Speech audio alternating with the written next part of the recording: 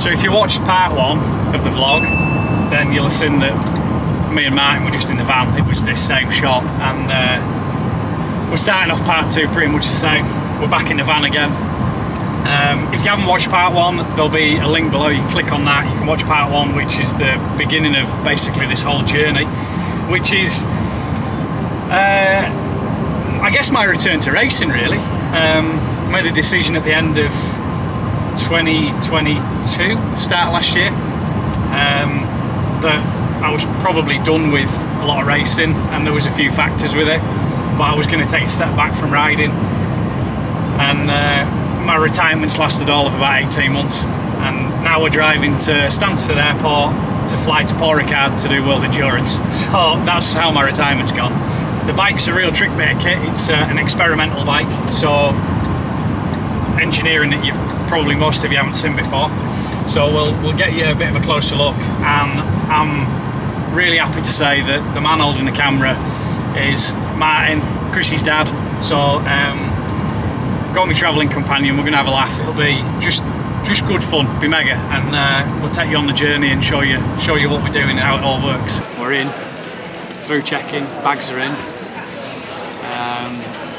All ran smoothly, even with Martin's contraband that's been smuggled in, chasing the shine and somewhere else. Oh, cheeky shandy, and yeah, get ready to get on the way.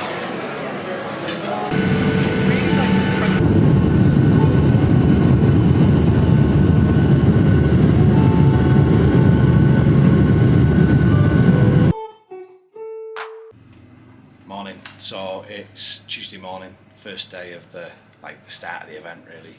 We've got 2 tests today. We're out from 11 till 1 and then 4 till 6, and we're going to share the time between the 4 of us. I would think the other 3 guys will probably get a little bit more time, but we are running 2 bikes today, so should get a run out, which would be good. You're in it now. Bonjour. Bonjour. All good? All good, and you? Yeah, all good. Yeah, ciao. So just going to get my gear set up really. So we have to run a chest protector. FIM rules, have to have a chest protector, has to be like an FIM approved part as well. So a million undersuits, skins, because you just sweat your pan out. So if we did have to race, and we did start the race, new fresh set every single time, so they're really important. Tyke into, thank you for kicking me up the arse to get that sorted. Like I said, I've only got 1 suit, whereas these boys have all got a spare suit, which is getting you on it really. You know, getting back in wet leathers is sweaty, horrible, stinking leathers is just awful, innit? So, most important thing, keep hydrated. La Honda numéro 1 comme on pouvait s'y attendre, et c'est dans l'ordre inverse de cette séance que se positionnent les motos qui sont aux avant-postes du championnat du monde d'endurance au classement. Yeah, that was the first session done. Didn't get a clean lap.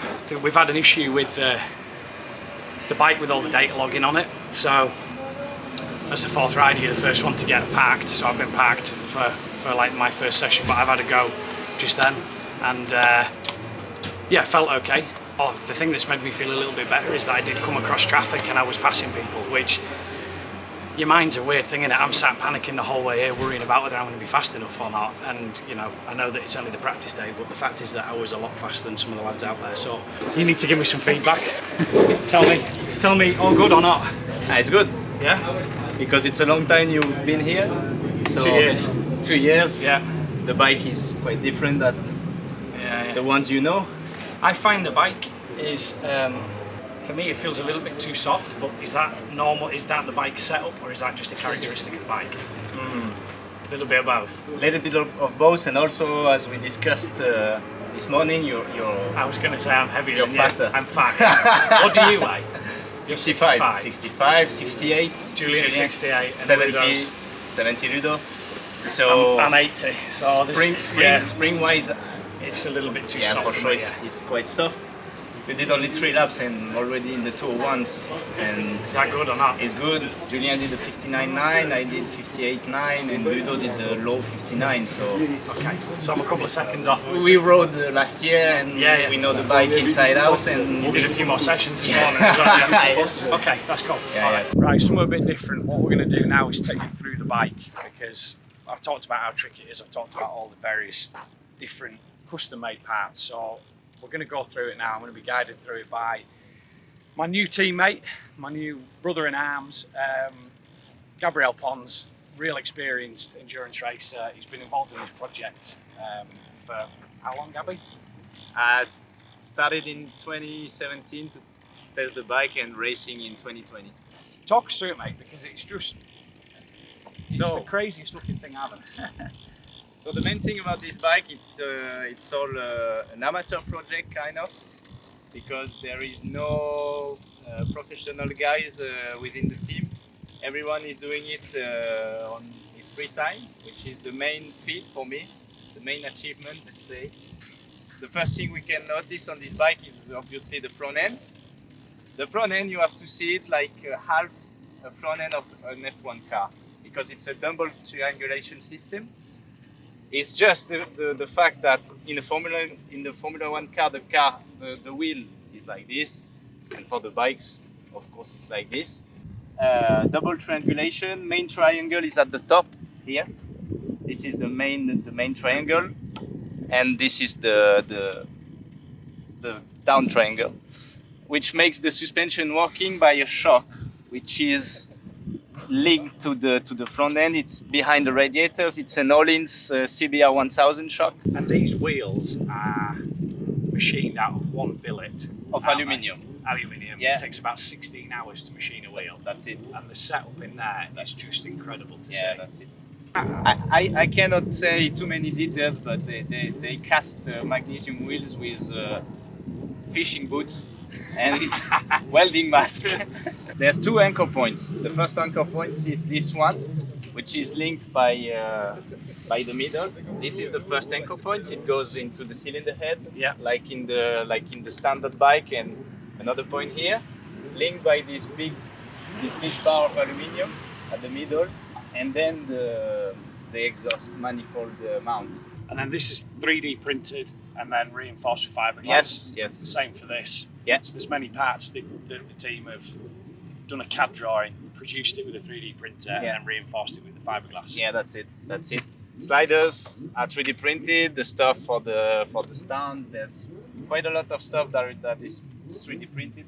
And just another point for those people that aren't familiar with endurance racing, you'll see these different stands, which is a rod that goes through there, and then they can jack the bike up, which takes all the weight out the front end, so you can could remove everything. Yeah. On the conventional bikes, that stand lifts the whole bike, doesn't it? You can lift there's no need for paddock stands at all, which goes through these bars that are mounted straight through the frame.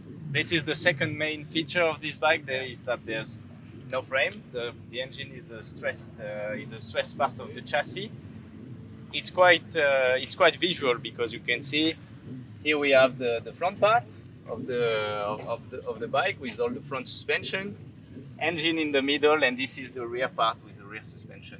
And it's a Suzuki engine this year. It's a Suzuki engine since the beginning beginning of the beginning. project, which is 05. And that's another very stereotypical specialist endurance quick fill, isn't it? So during a 24-hour, if they have to top the oil up, they've got the ability just to put a little bit in quickly without removing lock wire and taking the And this is really, really fast, because the bottle is pressurized. So you can just So you dump arrive it. and it takes like 2 seconds. So again, custom tank for the job, That they make themselves, all made in house. all made in house. Which is, And we say in house, it's in a shed. shed. It's in a shed. It's a shed. Yeah. How are they producing this in a shed? It's just. It's really, really, really nice for shed parts. And then these main engine braces here at the back that make up the whole back end. Yeah, That's your rear stress member then. yeah. It's at the moment it's in 3 parts, because there is the 2 arches on each side. And 1 middle part, Yeah. and everything is bolted together. what's making the bike turn is the hub of the wheel here, like this. And so the underbar is here, but it could also be here and here, anywhere. Yeah. And there's just a linkage here. This is the linkage that makes the hub move here.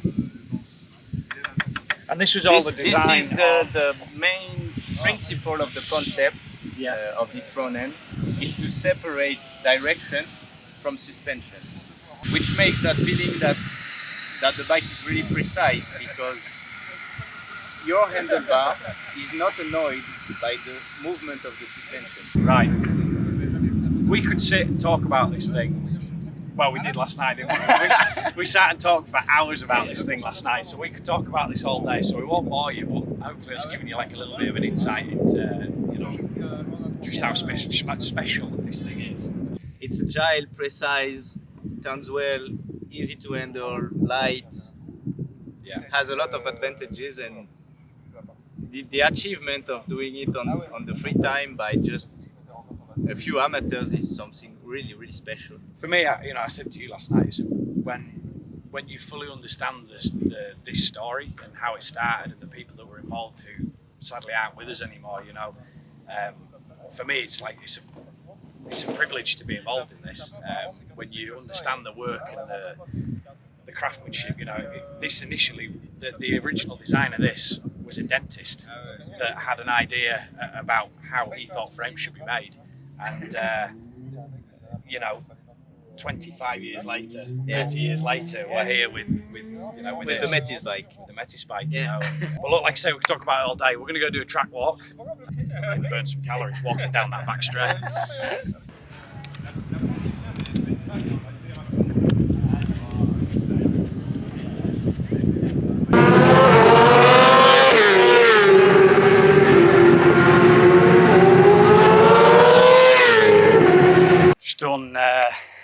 Just done that first. It's like the first official practice of the week. We had a practice on Tuesday, which just really limited on track time. As the fourth guy, you know, you sort of sacrificed a little bit, well, a lot, which is fine. I kind of knew that when I signed up to it, but I've still got a fucking racer in me because it's frustrating. And you know, I think if the passion and the hunger wasn't there, fucking flies. If the passion and hunger weren't there, then I wouldn't be bothered, would I? I'd be happy just to sit on my ass. But yeah, we just did the first like proper practice to put a time on the board, and gone a second quicker. I mean, altogether I did 8 laps on Tuesday, and I just had a clear three lap run then. Got qualifying next, and then we've got night practice tonight as well. So yeah, we'll see how we get on. Pardon, monsieur? He was saying now it's finished, the jokes are over. Push. Seriously.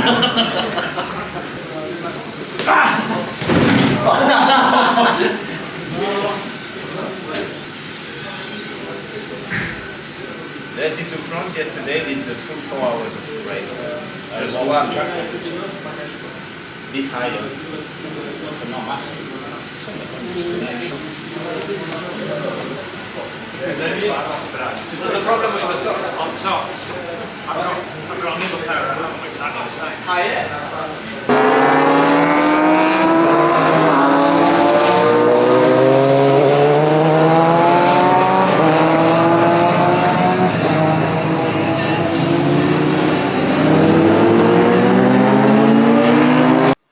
Don't know. Do we call it end of day 2? Sort of. Just setting proper time on the bike, isn't it? I'm fucked. Yeah. I'm just tired. It's late and it's 11:45 now, 11:45 midnight. With second proper run on the bike. It's been a good day really, but today they've done the official qualifying. So we all have an armband, and within the armband is your transponder. So there's red, yellow, blue and green armbands. I'm green with my little transponder, and you go out in your coloured groups. So I've had my fixed 20-minute session I was 10th in overall in the session, out of 34 I think there was, 4th riders, there's 34 of us and I was 10th. Again, superbikes as well, taking another second out of my lap time, well actually a second and a half out of my lap time. I'm gonna pat myself on the back. I've been packed up for 2 seasons and I'm running around with lads who race in the French Championship, who are experienced endurance racers, who have not been parked up, and I'm having to reassure myself because I don't know if I'm doing a shit job or not, but I don't think I'm doing a shit job. I think I'm doing exactly what I need to do as a 4th rider. Yeah, and we've done night practice tonight, which is mega. It's been 2 years since I've done any night racing and I forgot how much fun it is. It's just ace. It's fucking brilliant is all I can, that's the only way I can describe it to you. It's mega.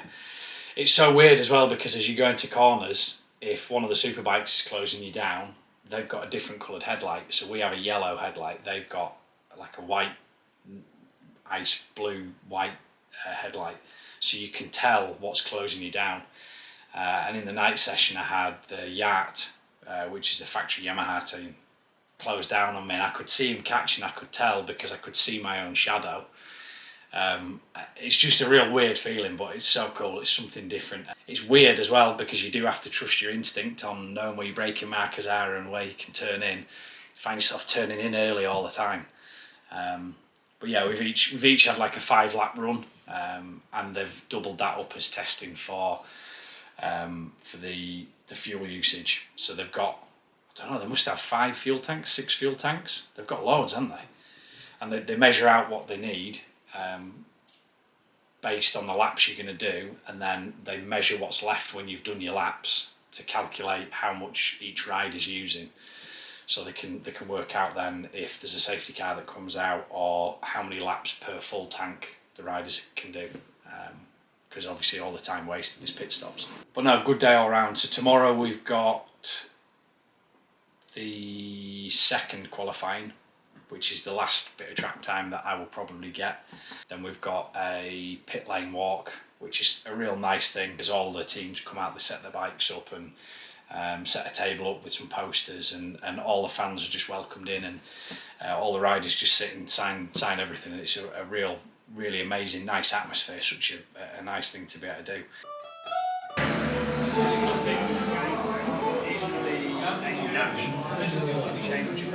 Yes. Yesterday it was Evo 4.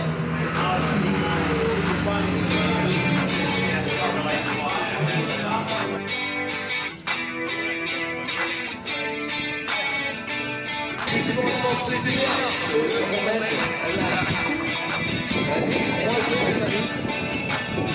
en dernier Stéphane Mézion.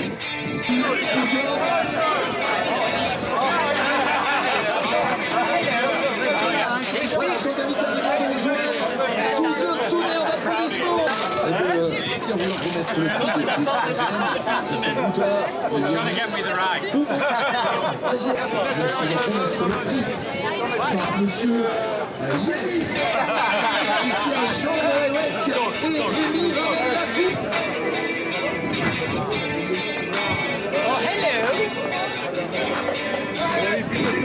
That is Boldor 2023 all done, wrapped up.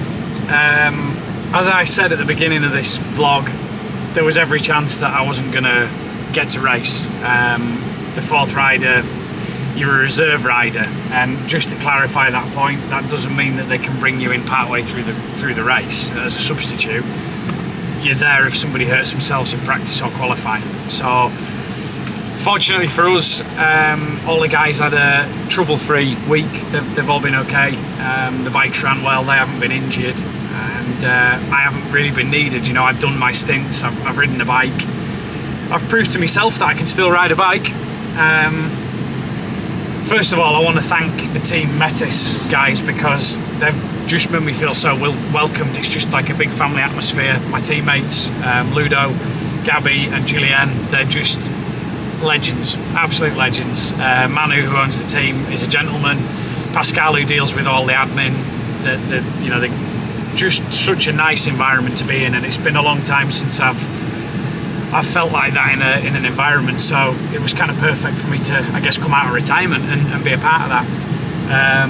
Unfortunately for the team, they were doing well. They were up to 18th overall, first in class, and the engine blew up through a rod with about 2.5 hours to go, and that's it. You know, you can't replace the engine. It's done. So the race over. That's endurance racing. You know, the thing's been getting its head kicked in for 21.5 hours, and it's finally given out.